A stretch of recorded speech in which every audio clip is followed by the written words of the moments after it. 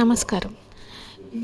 పెనుమల్లి మండలం విఎం బంజర గ్రామంలోని శ్రీ రాజసాయి మందిరం వారి ఆధ్వర్యంలో ఖమ్మం మమతా మెడికల్ కాలేజ్ మరియు సూపర్ స్పెషాలిటీ హాస్పిటల్ వారి చేత డాక్టర్ కిరణ్ సాయి, వి జాహ్నవి రెడ్డి, కిరణ్మయి, డాక్టర్ సిహెచ్ చందన, విశ్వజ, మేదర్మెట్ల శృతి, సాధారణ శస్త్రచికిత్స నిపుణులు కొండ శ్రీనిధి, ఉద్దురోజు దీపిక, మానస, కంటి వైద్యులు పిఆర్ఓపి నాగేశ్వరరావు గారి చేత ఉచిత వైద్య శిబిరంను ఏర్పాటు చేయడం అనేది.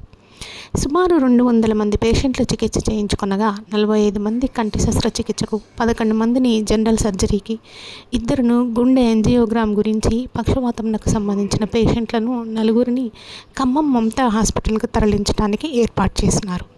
సుమారు 1,20,000 విలువ కలిగినటువంటి మందులను, ఐ డ్రాప్స్, టానిక్స్లను ఉచితంగా బాధితులకు ఇచ్చినారు. ఈ వైద్య శిబిరంలో జెడ్పీహెచ్ఎస్, హెచ్ఎం ఉపాధ్యాయ బృందాలు కూడా సహకారాన్ని అందించినారు.